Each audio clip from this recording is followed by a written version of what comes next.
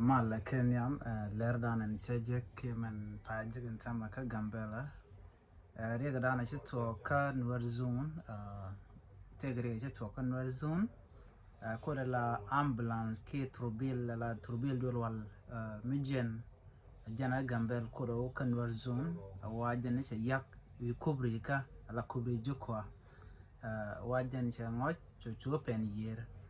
One ideal today the chicken liu, and I'm killer la gear carwade, chicken on a carajana charlotte. Jagarajame, largest colors, ka Norzun Kajan Guasamani, just line me did along no dong the turbil there open and we kubrika, ka kubri jano, a kubri cana to Shanmakon alarm kubri no shara like a kubri canada like a lot of weather and up and there and there pen gaja, make or the cap better long.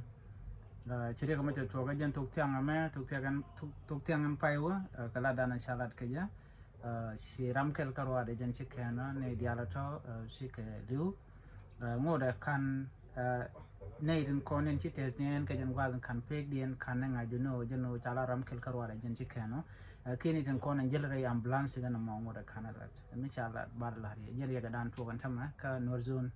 Jen Torbil and Chalambulance, Jen Agambel Kulokan Norzun and Guadan, we can you could be a jukwa.